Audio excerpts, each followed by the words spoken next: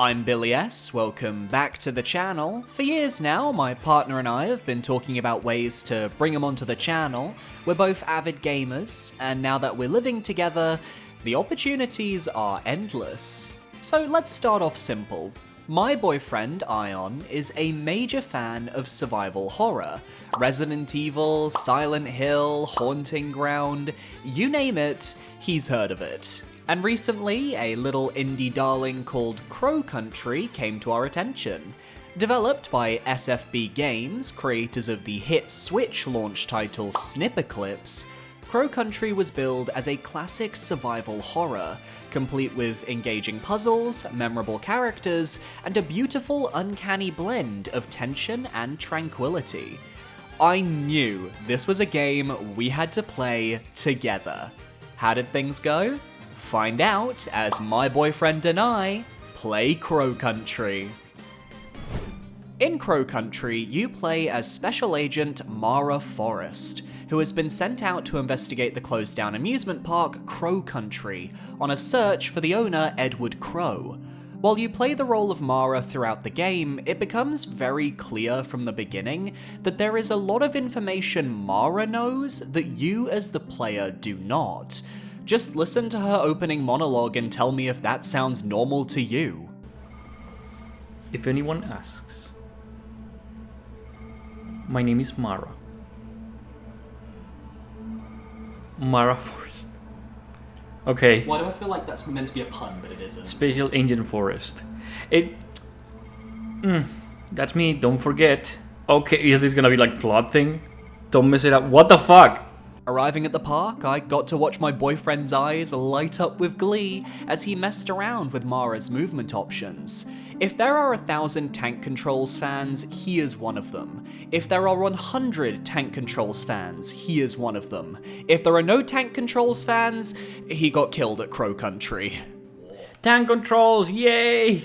Yeah, I knew you'd be excited about that. Can you run? Yes, you can run. I really like that. When you run, the camera actually follows you. Mm-hmm.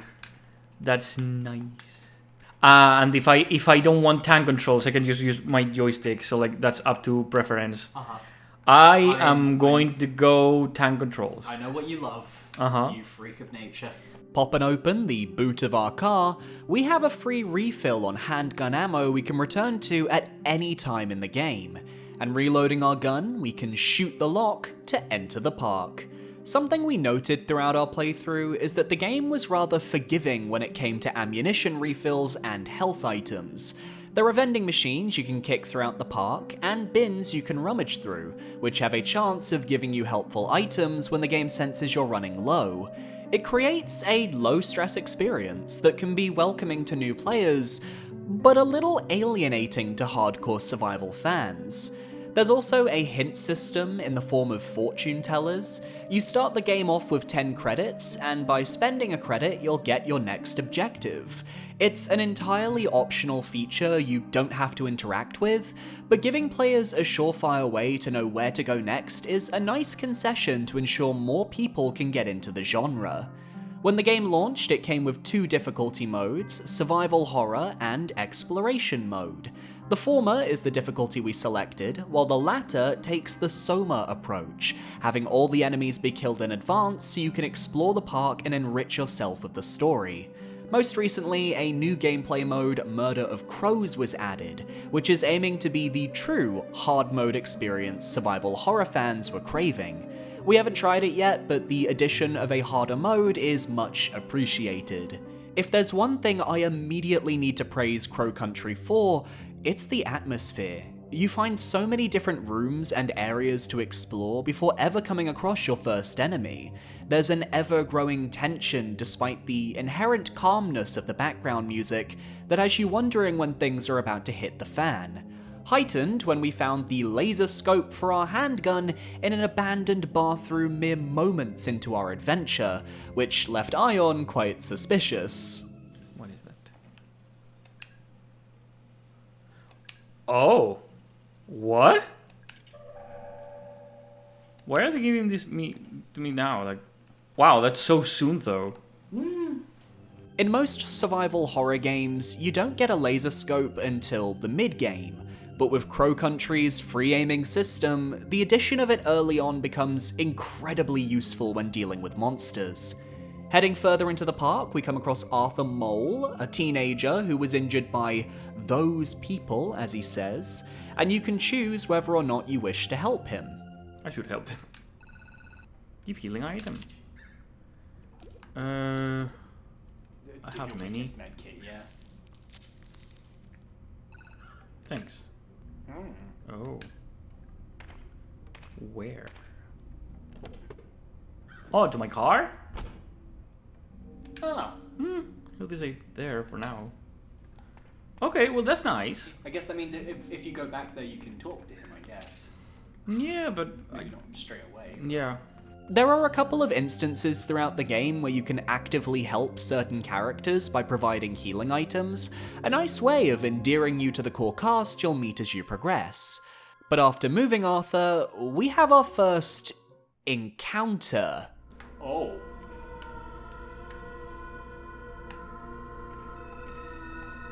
Yeah, I know. You have a gun? Yeah, but there were two. Combat in Crow Country can be tough when you're in the early game.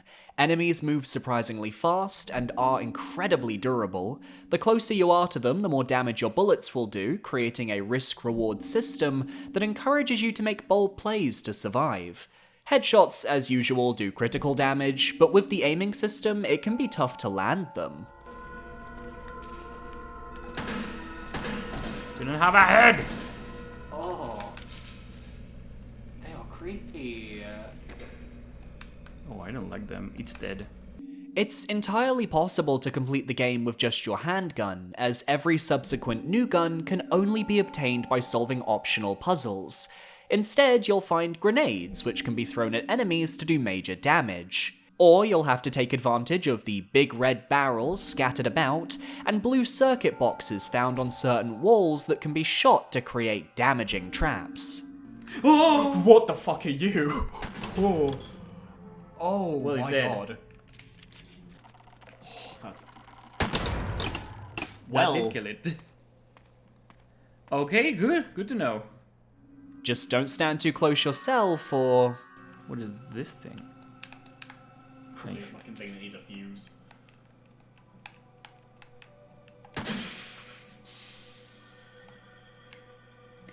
I think that maybe to like a Stun trap for the... enemy. Did that hurt me? I think that hurt me. Oops. Oops. Fine. You do have to watch out though, as throughout the park, someone is setting up traps that Mara can fall for. From the humble bear trap. Oh. What the fuck? Why would... This... Okay. Nicely spotted. Yeah. To crows that shoot poison gas. So I got the... You got the trident. Do you want to save? Yeah. Wee. I thought like I didn't see that before and then like spit on me. To chandeliers that drop on you from above. Alright, I really like the effects in this area.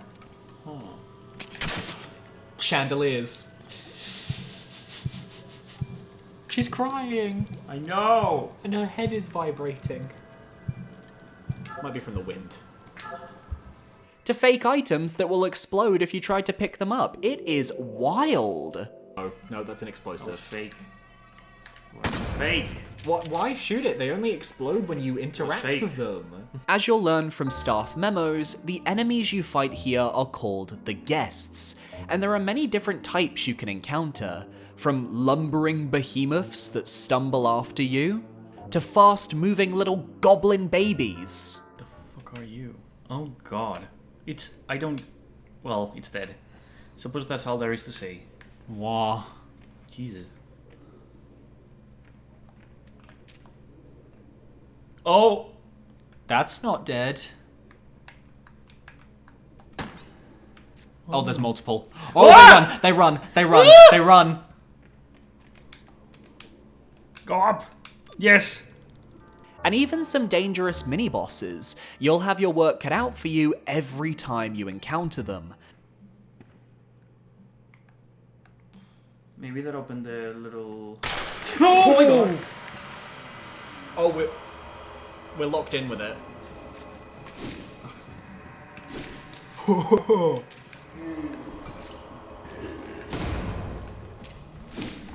Ah! But one thing they all have in common, brilliant sound design. What the fuck is that? Oh!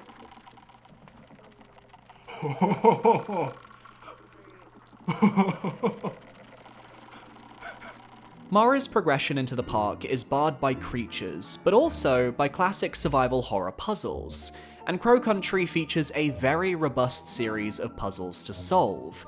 You'll find staff memos all across the park which hint at items you may need or locations you need to visit, but you'll always be making forward progression as long as you explore each room you come across.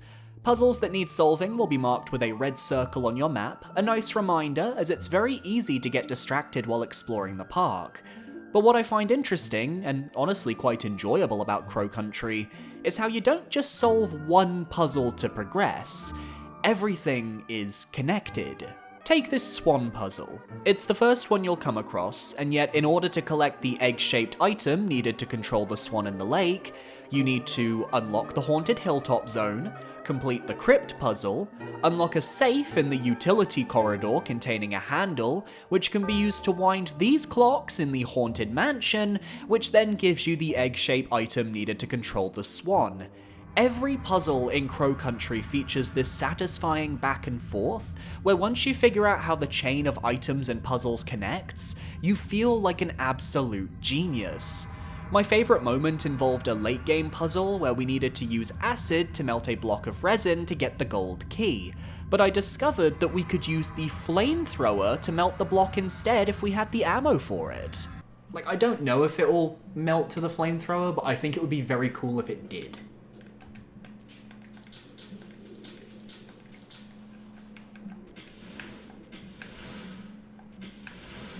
Oh my god, it is.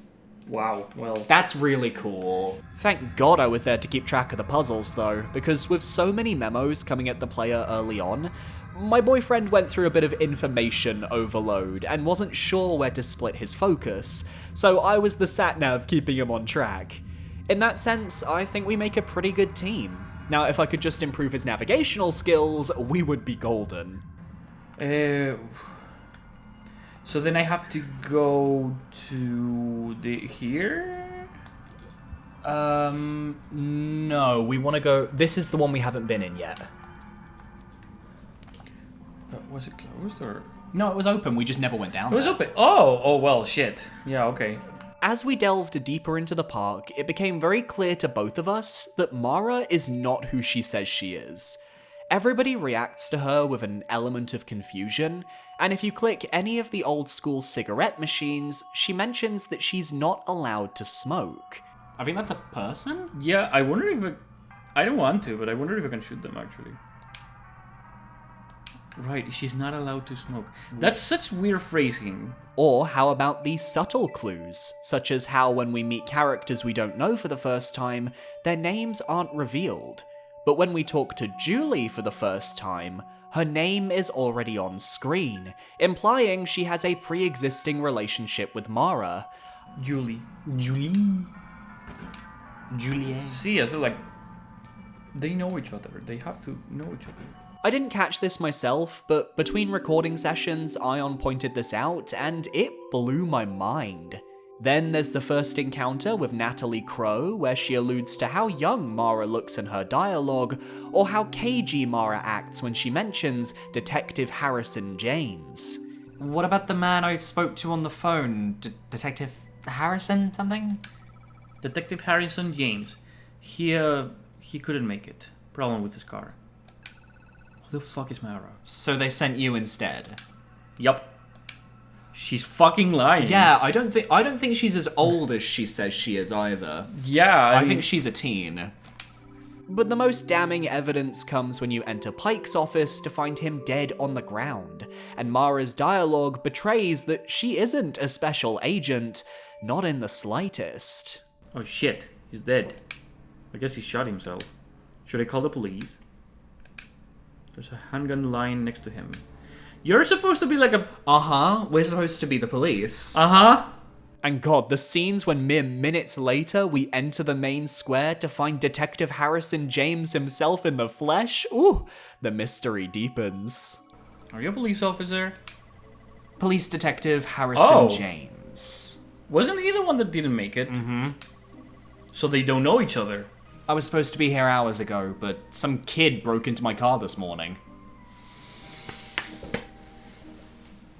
Little punk slashed my tires too. They look okay to me. No, they slashed my car tires. I had to borrow the bike because I couldn't use my car. Oh, right. Duh. As we meet more characters like the shifty Marv or the stoic Tolman, we can find notes that detail more about the closure of Crow Country. There was an incident involving a young girl, Elaine Marshall, where she was attacked after sneaking into the back rooms of the park, causing Crow Country to shut its doors.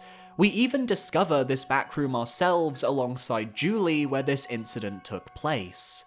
This, alongside a secondary plot about a Brazilian gold farming operation, trust me, it makes sense in context, creates a winding narrative that'll have you hooked until the very end. Everything starts to connect, especially as you fix the elevators leading to the underground level and you discover the enigmatic entities known as the Roots. These pipes contain solid gold within them, and it's clear that the wealth of Crow Country itself comes from this very source. But it's not just a simple plot about wealth and capitalism. Oh no, it is deeper than that. It's just hard to figure out the truth when you're listening to Tolman and Marv insulting each other for 3 minutes. I was telling the story, Tolman, you uppity old bastard. Well, you were doing a shit job of it, Trumbull, you worthless old junkie. They fucked.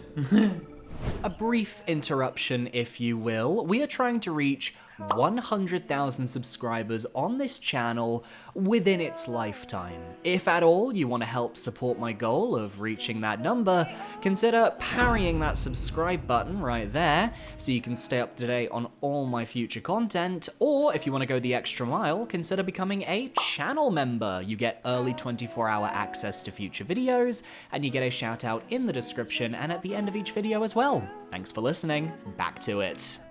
But while the story of Crow Country gets darker and the enemies get tougher, there's a sharp level of comedy that Crow Country exhibits that ensures the atmosphere never falls too far. From Harrison James having to carry around his pink children's bike he borrowed, to the pun-based bookcases in the Haunted Mansion. The pulling of the pin by Keenan. Astarion, are you okay? He's not real, obviously. Wow. Ah! I feel so tempted. You know what? Fuck it. Does he have something? That's what you get for trying to scare me.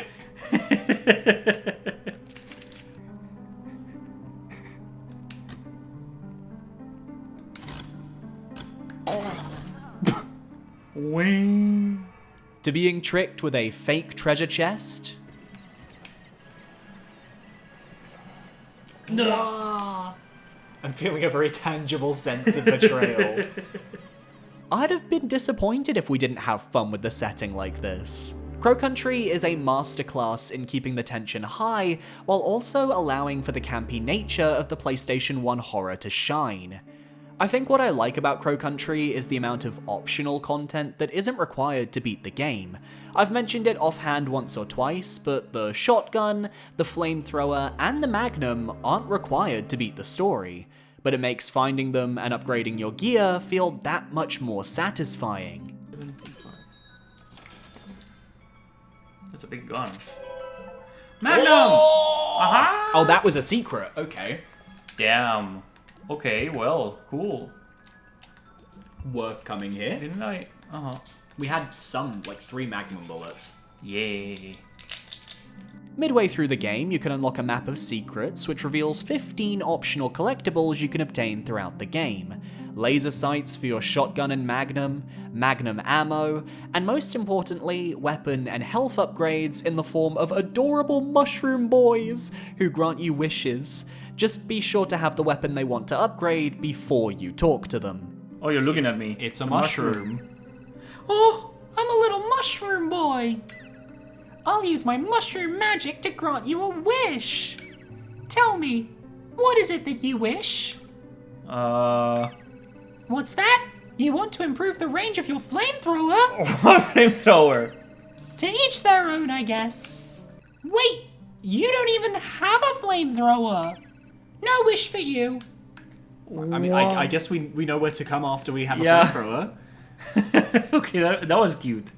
And if you go running back to the car park with the silver key and unlock Crow's car boot, you can obtain the running shoes, which make Mara run like Sonic. Very useful for escaping enemies, even if they're a little hard to control. Such a cool upgrade for the survival horror scene. Oh, you run faster. Whee! Nice. Whee! That's nice that the secrets actually, like, matter.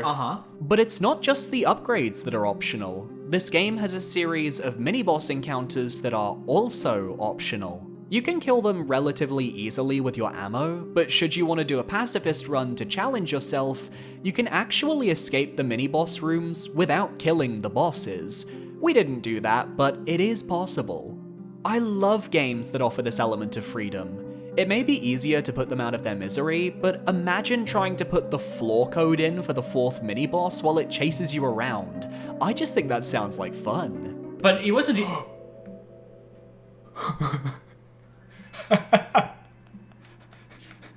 Hola? It could be a friend.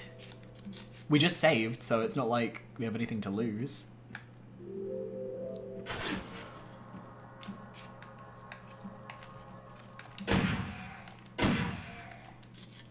Oh, you are fucking creepy. Creepy. Ah! I thought it was gonna be a friend. Of course not. It's officially time to talk about the game's finale, so if you want to avoid spoilers, this is my recommendation. Go and play Crow Country. It is a fantastic experience, well worth the time, the effort, and the money, and I think you will really enjoy it. If you don't care about spoilers or you've already played the game, we're gonna get started in 3, 2, 1. As we make more progress in the park, it's revealed that in order to reach Edward Crow, we need to use the central elevator, which is blocked by the giant crow statue in the center of the park. To move him, we need to fit him with a brand new fully charged battery, and all of our puzzling efforts above ground and below are leading us to this moment. Said battery can be found on the pirate ride in the aquatic part of the park, but we can't activate the ride on our own, so we enlist Julie to help us out, and she's very into her role. Oh, she's got the hat on. Oh. I hope we don't come back to, like, her dead. But when we come back out... Oh, Julie? No. Julie, honey? It's a bloodstain. These are Julie's glasses. What Oh, happened to she her? got dragged into the vent. Oh no. And the hat. She dropped the hat. With no other options, we head below ground, charge up the battery, and head back up to the surface to find it's nighttime, and all the guests are dead. Who killed them? I didn't kill those. Whoa!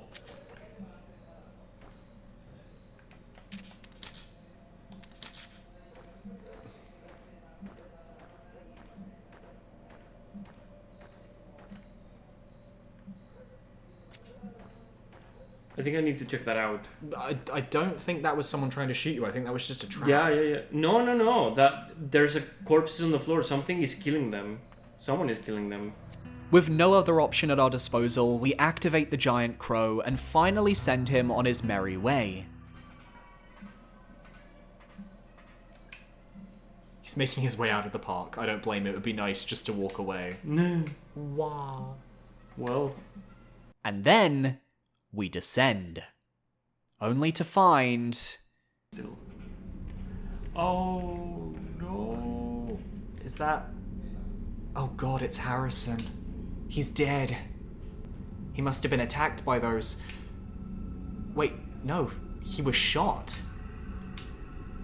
Harrison, I'm so sorry. I don't know why I just stole your lines. I don't know. One subtle note we didn't pick up on as we played the game, Mara's dialogue talking about Harrison's information matches the police ID we've had since the start of the game, and at a certain point during the finale, if you look at the ID in your inventory, you can see that Mara's information was just tacked on via some stickers. This was Harrison's ID the entire time.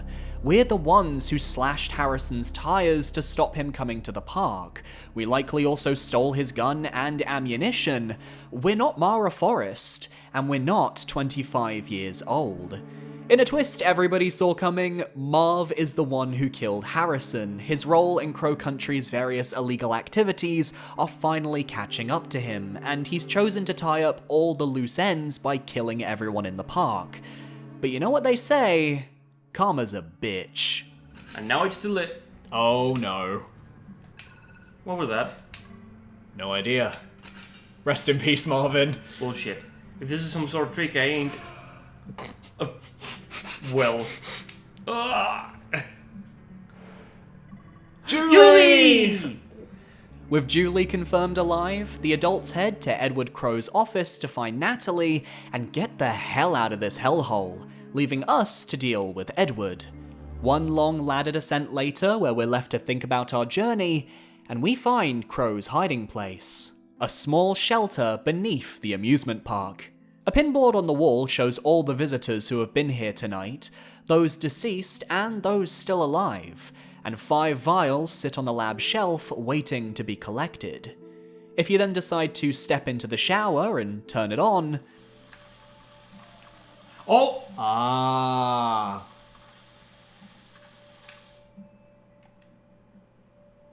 So that reveals a real hair color. I'm pretty sure that means we're Elaine. We are Elaine Marshall, the girl who was attacked 2 years prior in Crow Country. We know Julie because she's the lawyer behind our case, attempting to bring Crow to justice as he hasn't paid for any of our medical fees. We're not even 25, but 17 years old, which explains why everyone was so confused by our appearance.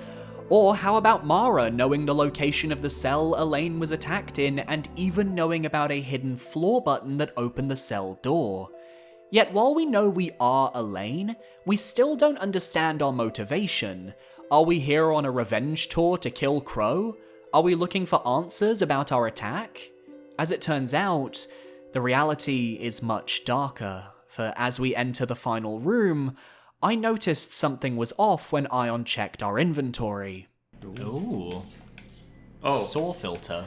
Oh yeah, I think I don't have my flashlight anymore, so it's not working. Oh, check. Wait, go back onto. No, as in like go back onto the menu screen. Infected. Condition infected. No, I don't think it's like a poison thing. I think There's it's like no point. this is what happened when we walked into here. Elaine is infected. She's dying. And as Crow reveals, all those who came into contact with the guests are also afflicted with the same illness. Everyone we've met during our journey, Arthur, Natalie, Tolman, Julie, they are all infected. But Crow made a cure. 5 vials, which can save Elaine and the 4 survivors waiting for her return. But there's more to the story. This explains Elaine's journey, but not the origins of the guests, nor the roots that were harvested for gold. The pool behind Crow, which has been mentioned in various notes across the game, is a portal, and the guests are humans who attempted to travel through the portal to reach our side, but they came out deformed and mutilated, all except for the first guest to emerge, the one who was locked in a holding cell above ground, the one who infected Elaine 2 years prior.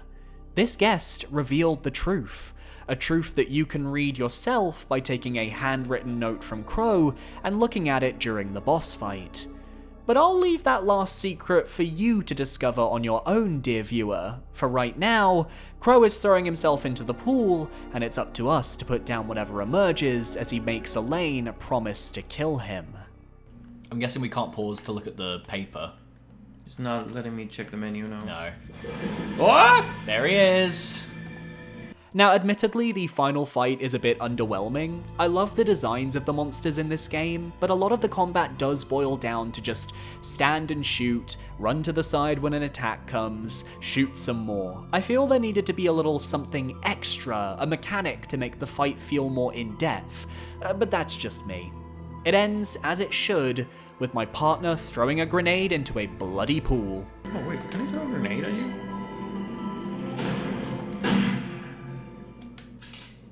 Ah. Defeated, there's no other option but to turn our gun down and finish it. It's over. There's only one thing left to do.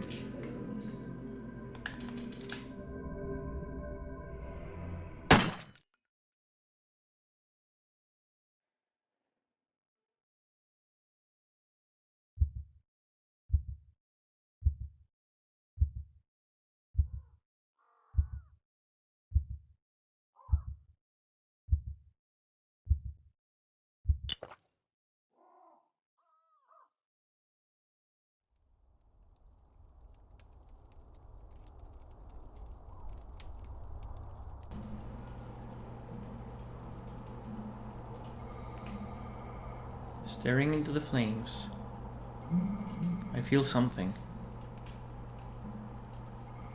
It's a curious mixture of hope and dread. Maybe everything will be okay.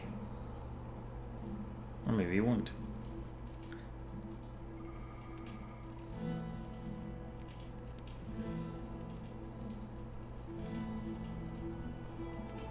Aww.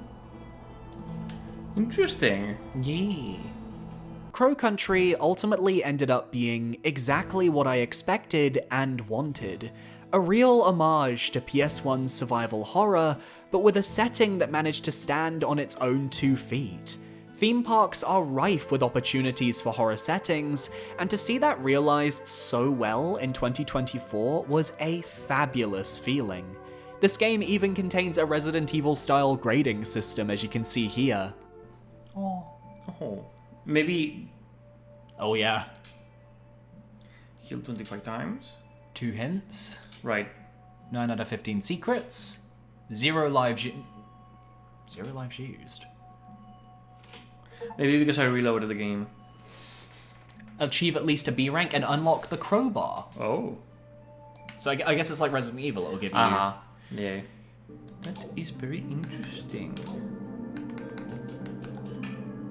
Yeah, I can tell that this is a good one because I kind of feel like I want to start again wanna and try just again. like check new things. Yeah. Ah, damn. Nice. Ion is one of the biggest survival horror fans I know, so if you've managed to impress him, you definitely did something right. Crow Country has a brilliant narrative, a unique art style that makes it stand out in all the right ways, and rightfully, I believe, joins the indie horror pantheon as one of the best. A massive shout out to my boyfriend Ion for agreeing to be a part of this video. He might pop up on the channel a little more, so stay tuned. If you enjoyed this video, be sure to parry that subscribe button so you can stay up to date on all my future videos, and consider checking out Crow Country. It's out on Steam, PS5, and Xbox Series X. I'll leave a link to their website down below.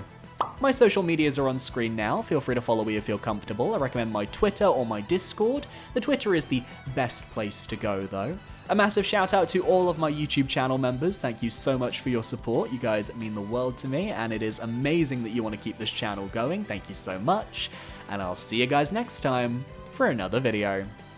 Adios!